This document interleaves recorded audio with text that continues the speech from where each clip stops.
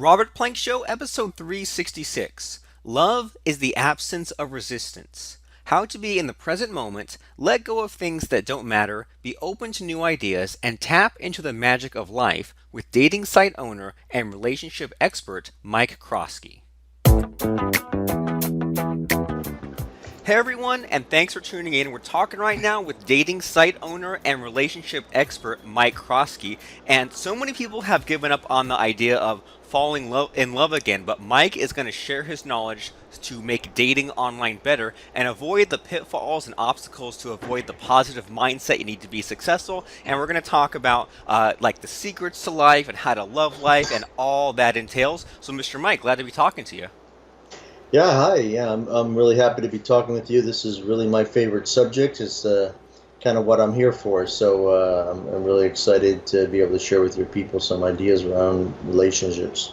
Awesome. Well, I love ideas about, getting those relationships going and making them better. And I think that a lot of people listening, they might be wondering, oh, well, wait, like Robert Plank's taught, like he's doing internet marketing stuff, but now he's talking about like dating and relationships. And, I was thinking about this the last few minutes leading up to this, Mr. Mike. And I think that, a lot of people out there, they either like, end up with the wrong person or end up with whoever's convenient. And then a lot of our audience are sort of work at home entrepreneurs, so they don't have the usual crutches people can fall into. Like they might not have a huge circle of friends, they might not have coworkers. So this whole online dating thing, even though it was kind of a stigma maybe a decade ago, it seems like it's becoming mainstream. And I think that this is a great chance for some of those sort of lonely, work at home, self-employed entrepreneur types to find a connection. So I think that there's a lot of things that they can sort of benefit from here.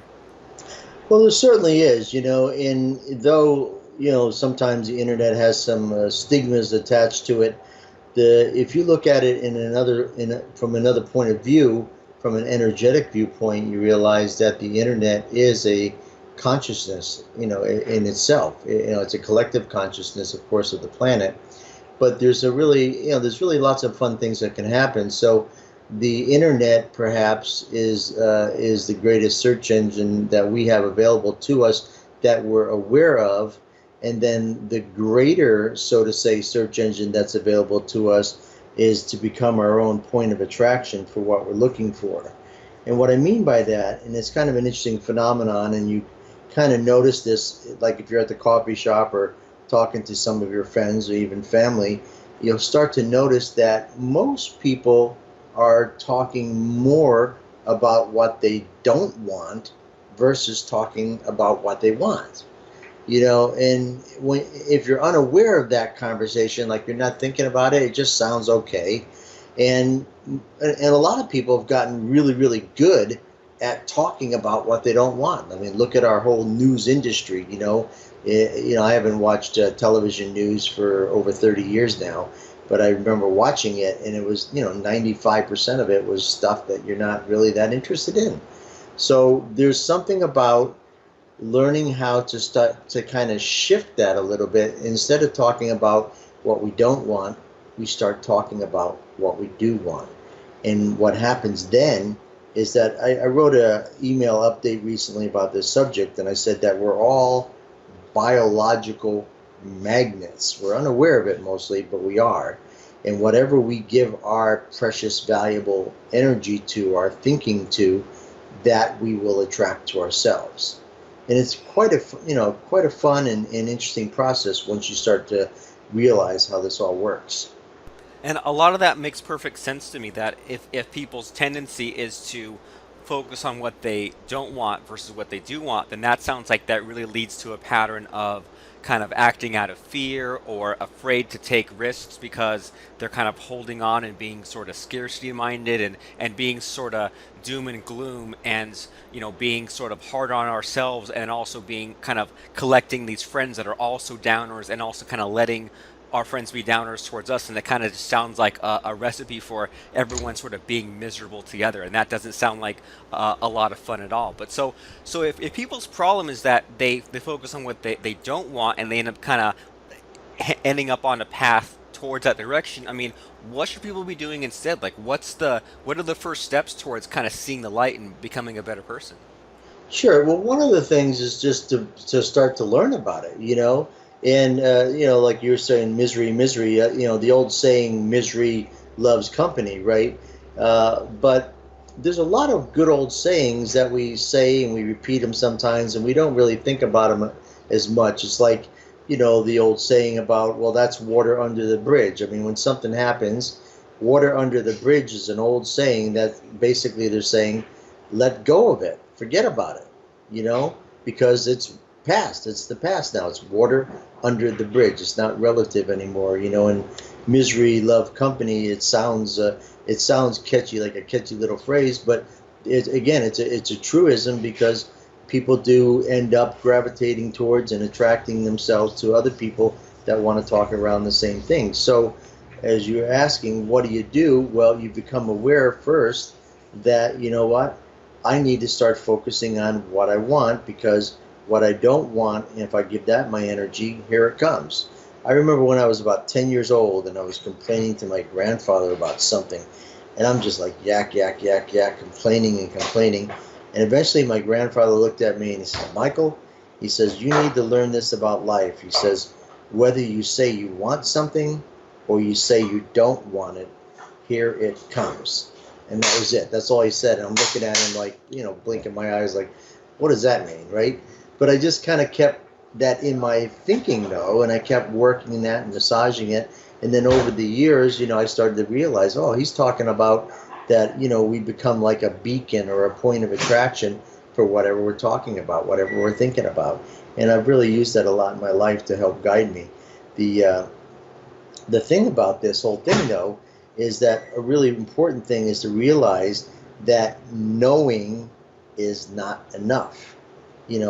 By maybe 5 or 6 years old, we almost know enough already that we can get by for the rest of our life with what we know. So knowing is really not enough. What we have to do is we have to practice, right? And if Right. we if we practice, here's an example. Imagine, whatever, how long ago it'd be now, say 40 or 45 years ago, maybe. Imagine a young boy by the name of Michael bouncing a basketball out on the playground and looking at that hoop way over his head, throwing it up into the air.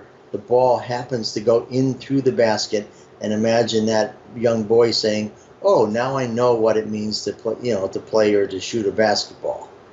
Right? And that was it. That was the last time he threw the basketball. Then we would not know the name Michael Jordan, because if he only did it one time and said, "Oh, okay, now I know." But he realized even at a young age that it wasn't about knowing, that it was about practicing. So he began to practice and practice and practice, and everybody knows Michael Jordan. It's just still amazing. He hasn't played for, what, 15 or 20 years now, and he's still a legend. Right, and so what I'm hearing from you from those couple of stories is, number one, sort of what you focus on grows, and you become what you think about, and all that, and that could be good or bad. And then the other thing that I'm sort of picking up from that Michael Jordan story is that a lot of people just kind of try stuff, or they just kind of dabble stuff and then leave it at that. And it's like, well, what about the repetition? You know what I mean? If you want to, if you want to write a book, finish the book. Or if you want to be a blogger, finish that. Or if you want to, go out and apply for a job, don't just apply one place and give up. Apply to hundreds of places, just because just one time usually isn't going to cut it unless you get lucky one time. But then you get lucky one time, you don't know how to repeat it when you need to do it again. So a lot of that makes sense and really resonates with me. Yeah, and practice is a very, very important thing, but we also want to practice the right things, because if you're practicing, systems or strategies that aren't working, well, that's not going to help you out much either. Think about, Jordan is a great example of lots of things. I mean, think about him and, when he was a young and in middle school and high school and stuff. And, he was just like doing okay. And even in college, I mean, he was a good player, but he wasn't Michael Jordan. This is a guy that shot the basketball over 1,000 shots every day for probably about 20 years. 20 years. And he got to the place that he went from what I call mental mechanical.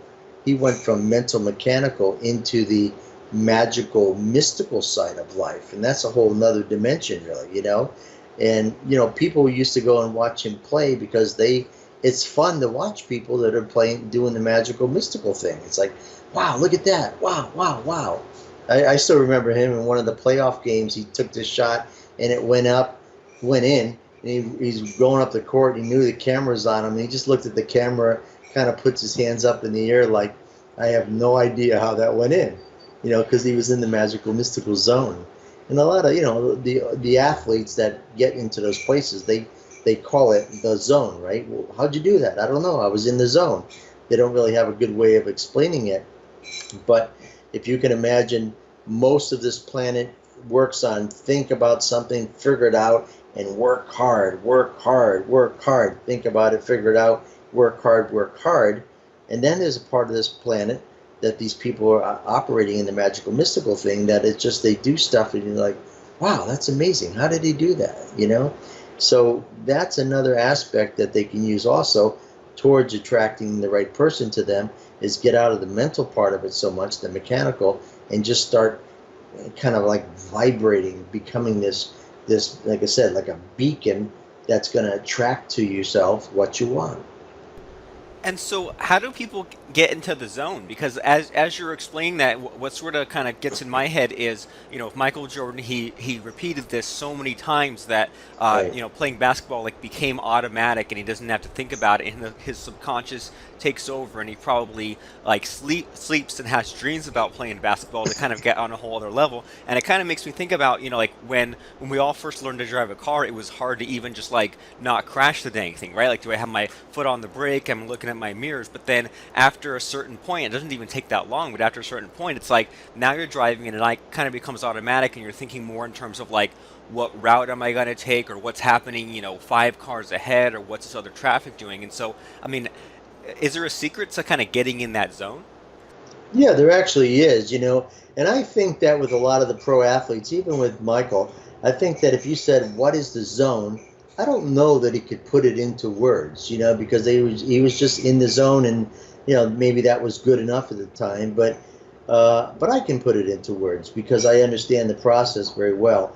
And what you're looking at is being in the zone is what some people like Eckhart Tolle, for example, calls being in the moment, be in the now, right? The present moment in time. So when in life, most people are either having a little bit of a conversation about something that happened in the past, or they're having a little bit of conversation about something that's going to happen in the future. But both of those types of conversations pulls us away from being in the exact present moment in time.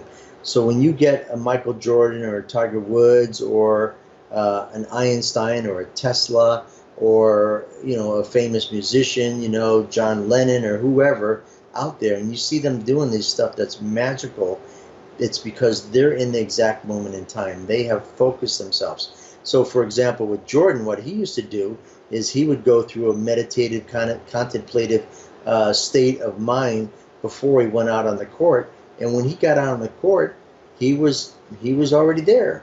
He's in the zone, and that's probably how he's going to play the whole game. So, people would watch him for a couple hours, just like, wow, that's amazing. Like, how does someone do that? Well, you do that by being in the zone. So how do you get there on a regular basis is through meditation, contemplation, learning how to focus your energy, trusting. One of the things I say to people a lot is that you learn how to trust the natural process of life and love. You actually trust it versus saying, well, I kind of trust it a little bit, but I still going to make it work out myself. I'm still going to push a little harder than it needs to be pushed. And it's not about that. It's about trusting. Look when he shoots the ball, right? How soft he is, relaxed. There's no effort. It's just this flowing motion. And the ball just goes in. It goes in part through his intention, through what he's already seeing in his imagination. And you can do that in any area of life. Yeah, and I can definitely relate to a lot of that sort of stuff in that, being so much in the zone or in the present moment where things kind of become natural. Like, I think we've all been in that situation where maybe if we were like giving a talk, we were like writing a blog post or something like that, it like we get to a point where sometimes things just sort of flow out of us, or we kind of just like turn off and things just like kind of happen on their own. And It makes me really think too. Like I remember one time when I was maybe 20 years old in college, and I was mixing juice. Like like you go to the grocery store, you get like the little frozen canister of like juice, and Sure. you put it in a pitcher, and it says like fill like 4 and 1/3 cups of water in this, stir it around, you get some juice. And I remember I was like 20 years old. I put in the frozen thing and in the pitcher, and I was filling up cans of water, and I realized like I'm so like spread thin and multitasking and scatterbrain that I couldn't even count 4 canisters of water there. I was like, my mind was racing to all these different things of like, Right, right. school stuff that was due. That I was like, oh, Sure. did I pour in 2 cups or 3 cups into this pitcher? And it sounds like a really silly thing, like, oh, you can't even count to 4. But I can definitely relate to just like having so much noise, having so much going on in our head that we're like so focused on the future or the past that we can't even enjoy the present. And that just sounds like a recipe for just like always not being there, and that doesn't sound like fun at all. Right, exactly. When you get into the present moment, then other stuff becomes available to you. Example, yesterday I was doing some stuff around the house and I'm just doing it. I'm in the zone, mind is quiet. And all of a sudden, boom, oh, I should call my sister. And I call my sister, and the phone rings and she picks it up and she says, "No way." I go, "What's that?" And she goes, "John and I were just talking about," they're in Connecticut, right? It's corn season, right? We all love corn on the cob. This is John and I were just talking about eating corn on the cob and saying, "Boy, Michael would be love to, would love to be here right now." And then the phone rang, and John looked at me when it rang and said, "No way." And he's like, "Anyway," so, but that happens, and it just happens because it's just natural because we are all connected. We are all related. I have, um, I have my girlfriend from Thailand visiting me right now. And about 3 weeks ago, same kind of thing. I'm in the office and all of a sudden I just had this feeling. So I Skype her, and she's frantically looking through her purse and doing this stuff. And I go, "What's the matter?" She goes, "I can't find my car keys and I got to go eat breakfast with my girlfriends." I said, "Okay, hold on just a second." And I just totally relaxed. And I can't tell you how I did it other than that I relaxed. And I said to her, I said, "They're in the kitchen by the sink." And she walked in the kitchen and they were exactly to the left-hand side of the sink. And she says, "How did you do that?" And I said, "I just relaxed." That was it. I mean, and it just came to me, and not like, not like I could go on Johnny Carson and do it on a regular basis, I don't think, but it happens like that sometimes when you just get into that space. For Jordan, it was playing basketball. For Woods, it was golf. For whoever else, it's their own thing. But everybody's. Einstein said that everybody's a genius in their own way, and you just got to find your own talent, your own gift, and it's like that.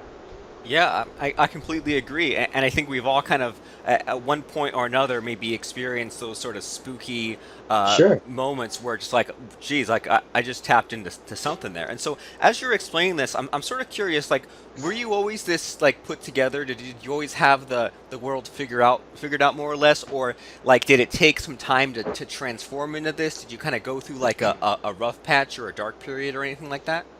It's an ongoing, expansive process for everyone. I mean, think about the universe, right? The galaxies are flying apart from each other at something like 500 million miles an hour, or something that's totally unimaginable, right? I mean, recently they, like because of the Hubble deep space photography and stuff like that. Recently, they realized they go, well, we used to think that there were about 200 million galaxies in the universe, but now with this new information, we realize that there's more like 2 or 3 trillion galaxies in this universe. And what they'll eventually find out is that that number's not right either. That it's like an infinite number, probably, or something. So there's so the picture is so much bigger than what our cultural thing is about.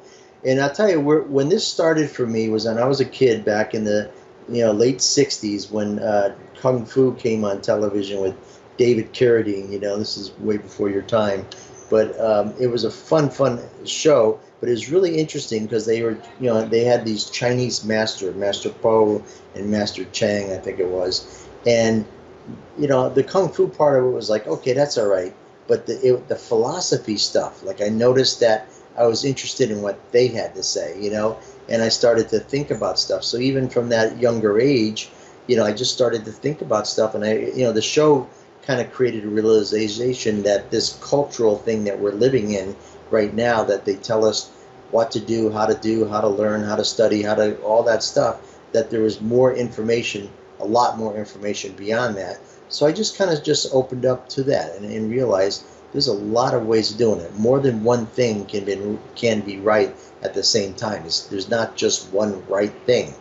And these kind of thoughts and this way of thinking just allows you to get out of your mental part and then out into what's out there.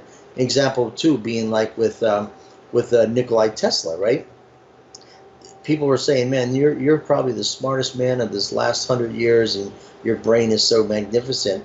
And Tesla said, "Yeah," he goes, "I have a brain, but the difference between me and you is that I realize that my brain is like a radio receiver, and it receives the infinite intelligence of the universe. Like I'm open for it. I'm a channel for that infinite intelligence of the universe." That's why he had like 500 or 600 patents that people look at nowadays, and no one can even understand what the heck he's talking about. Like they don't even know what's he talking, right? What's he mean? And Einstein used to do the exact same thing. The exact type of things. Einstein would go into focused meditations for 6, 8 hours. He'd come out of the meditation, and then he'd walk over to the chalkboard, and he'd just start writing. It was just flowing through him from the universe. So the picture is so much bigger than the cultural situation that we're focusing on and got our heads all wrapped around. And when you can get outside of the cultural training, then all of a sudden you start making yourself available for the other stuff. Awesome stuff. And what I'm sort of getting from you saying all that is, back when I was a kid and I thought about, smart people or what it was to be smart, I think like Mm-hmm. my sort of child understanding of that was, oh, someone who's like read a lot of books and, has a lot of stuff to say. But, as I kind of get older, I kind of realize sort of what you're saying there in that like the smartest people are the ones that are like, kind of humble or quiet, or the ones that are like just listening more than they're talking and are kind of just uh, like taking the time to wait for that big idea or let the idea come to them, and not necessarily just like pounding it with brute force or staying awake for 3 days, and just kind of like being sort of humble and open and like letting things come to you, sort of like we began our talk talking about being like a beacon, as opposed to just being this person that goes out and causes all this chaos. So that's kind of what I'm hearing from you, is that like these people who are really like smart and wise and enlightened and stuff like that, they're more focused on kind of what comes to them and being open and knowing that they don't know everything, because I mean the universe is so dang huge. How could you know everything, right? Yeah, exactly. There's so much more going on than we're aware of. And, again, when we can become a receiver for the things that we're interested in, and we can become a receiver through the absence of, here's a great definition for love. Love is the absence of resistance. So when you start looking at, well, I want to find my love, I want to be in love, I want to get married, I want to do all this stuff, great. Let's start taking a look and notice where and what things that we're resisting in life, and realizing that when I can let go of that stuff, when I can stop resisting life, so to say, then all of a sudden I make myself available to everything that's out there. Same thing with enlightenment. You could say, people go, "Oh, I want to find enlightenment." Well, enlightenment is the absence of resistance too. So if you want to become enlightened in your own sphere, in your world that you came into, let go of the resistance. And when you let go of the resistance, then you'll notice, wait a minute, I didn't have to figure anything out today. Wow, that was nice. Instead of having, oh, I gotta figure all this out. No, you don't. You don't have to figure it out. You can just let it happen through your consciousness and through your awareness and through your love and joy and appreciation of life. Great stuff. And so what I'm hearing a lot of there is so let go, let it happen, don't have that resistance. And also sort of built into that is what I'm hearing is that maybe a lot of people are maybe stuck in their rigid ways and they're always doing things the way that they've always done them, and maybe it would help a lot of people to maybe shake things up and maybe like just like try something small and different in their life, whether that's, trying online dating, or maybe it's working on that book or working on that website or getting with a different partner or trying a new job. I think that a lot of people, like you said, they're kind of they have that resistance to change, and if they just like changed a couple quick things in their life, if they started doing the meditation like you said, or like tried to be in the present moment, I think that a lot of people would benefit just from experimenting and like just trying new things in their life that they normally wouldn't do. Yeah, when I got involved with Cherry Blossoms, I was in Houston, Texas, and I had done a variety of different jobs, and I was kind of trying to find my own way. And at that time, actually, I was managing a Chinese vegetarian restaurant. It just fell into my thing, and I was doing it, and it was great. And then I met this guy, and then I kind of got to this point that I was thinking about life, and I thought, the most important thing in life for me is um, is love. That's the most important thing, and I'd like to give my time, my energy to that conversation, and however it shows up. And I didn't know what that would be like, so I was looking at some different ways or whatever. And then all of a sudden, I met this guy who lived in my um, townhome project area. What do you call it? Townhome, not project, but whatever the word is. The townhomes that I lived in, and this guy's name was Joe, and he was like this average guy. He was 57 years old, as average as any guy could be. And him and I are just talking about something. And at this time, I'm like 34 and all healthy and fit and tanned and all that stuff, right? So we're talking, blah, blah, blah. And then all of a sudden, this beautiful woman starts walking towards us. And I'm kind of like looking behind me, like, is she walking? Who's she looking at? Because she's looking right over at us. I'm like, who's she looking at? And here she comes, and I'm like going, oh man, finally, here she is. And she comes and she puts her arms around Joe. And my jaw, I'm trying to keep my jaw from falling down completely, right? And I'm looking at Joe, and I'm looking at her, and I'm looking at Joe, and I'm looking at her. And he introduces, this is my wife. She's from the Philippines, and I don't remember her name now, but she's 28 years old, and all these things. And I was like, my gosh, how did this happen? So anyways, off she goes. And I looked at Joe, and I said, Joe, if you don't mind me asking, how did you meet your beautiful wife? And he says, well, a company called Cherry Blossoms. And I said, please tell me more.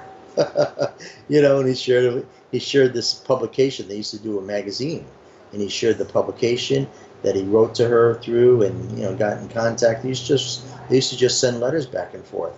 And I got the publication from him, and I contacted them, and they sent me their new one. And I started having some ideas around all this, and this was like 93, 94, I guess. The internet's just starting to come in. I thought, man, these guys should be on the internet. So I contacted them, and I said, hey, I'd like to put you guys on the internet. I says, are you there yet? And they said, no. I says, well, that's what I do, so I'd like to get you guys onto the internet. And I says, I'll do it at my own expense, and we'll do some kind of a management agreement. And they said, sure, sounds great. So I packed my stuff, and I went to Hawaii. And after working on it for a little bit with them, I realized it'd be better to try to buy the company, so I did, and I ended up buying the company and then putting them on the internet. But it just came from that saying to myself, I want to work in this field. This is important to me, and not resisting stuff. And it just came to me. Boom, all of a sudden there's the opportunity. And that's how life shows up, just like that. Super cool. I mean, what a great story. And I imagine that for a lot of people out there, a lot of people have all these opportunities that are like dropping in their laps, but I think some people maybe don't even notice they're there because they're too busy, focusing on other things. So I think that's a really important lesson, to be kind of open to these ideas when they come to us. That way we can act on them. And the other thing I'm sort of hearing from your thought process there was that a lot of good ideas come from combining things that maybe aren't normally combined. I mean, right now, internet dating is like a thing that's been done quite a bit, but back in the 90s, I mean, that was a rarity. And I mean, I think about things like whoever had the idea to combine a clock and a cell phone, hopefully got like $100 million, because I think that's like the best idea ever. But like, what a simple thing, right? So, to Sure. have like just these common things all combined into one, or combining two things to have another idea. So I mean, really powerful stuff. And I don't want to keep you for too long, but sort of as we're winding down here, I mean, do you have any like final messages for listeners, or do you want to send people over to Cherry Blossoms or any other websites? I mean, this kind of like winding down sort of time is yours. So I mean, whatever you want to Sure. kind of say as we're wrapping up, feel free. Yeah, well, thanks. Cherry Blossoms is a great website. We've got many, many men and women there from all over the world. Mostly it's for international dating, but international dating lets you get into a slightly different environment. If you're, say, a 40 or 50-year-old guy, even 60-year-old guy, whatever, and you're looking around your neighborhood or your town, your city, your state, and you're just kind of shaking your head, going, I'm not really getting fired up by a lot of my dating choices in my town. Then you start looking outside of your town a little bit, and the phenomenon that happens on Cherry Blossoms is that guys that are willing to go, for example, to the Philippines and go meet a gal over there, they often are able to find a woman that's maybe 15, 20, 25 years younger than they are. And these women are just absolutely looking for a good man, a kind and caring man who's coming home every day, that's going to take care, if they're a younger woman, that they want to have a family with them. And their choices are just phenomenal. I mean, they will absolutely be amazed by the beauty and splendor and kindness and caring of these different cultures from around the world. So it's a great place to be, and they can go to cherryblossoms.com and register for free and take a look. Perfect. Well, that seems like a great place to end, and I think cherryblossoms.com is a great place for people to go if you're kind of stuck in a rut, looking to mix things up, looking to try something new, take a risk, expand your horizons, whatever saying you want to say. Like we mentioned, there's all those sayings out there. Whatever saying gets you to try something new, give it a shot. Cherryblossoms.com, and I mean, try it if you're a work at home entrepreneur, or maybe you even found this podcast episode. You were just looking for the secrets to love or the secrets to life. Well, then now that you heard some of Mike's amazing wisdom, go to the website of the guy who created this cool platform, or took over this cool platform and made it way better. So cherryblossoms.com. Go ahead and check it out. And thanks, Mr. Mike, for sharing just a number your wisdom on a number of subjects, from getting in the zone, being happy, being fulfilled, finding the right person, all kinds of good stuff for us to think about for maybe even years to come. So I appreciate you. I appreciate your knowledge, and thanks for stopping by and sharing some of this stuff. Yeah, my great pleasure. And if anybody does log on, if they use a promo code, they could use CB as in Cherry Blossom, CB Mike, and they can get a $10 discount off of any membership that they offer as well. Great stuff. So cherryblossoms.com, and then use coupon code CBMike, and we'll see you there. So All right. anyway, thanks you guys for listening in, and we'll talk to you next time. When you have the right tools and the right instructors, streaming to Facebook is easy, and it only takes a few simple steps. The first time only, install a free PC or Mac software and configure it in just a few clicks. Now, step 1, decide if you want to stream on your own Facebook timeline, a fan page, or a group, whether you own or control that group or not. Step 2, decide if you want to record yourself on camera to show your computer screen, to play a video, or play a previously recorded stream, or even show yourself and a guest. Finally, step 3, click the Go Live button and have fun. Now, this all sounds good in theory, but to see it actually done, go and join us at videosalestactics.com to discover how you can live stream on Facebook starting today using only free software.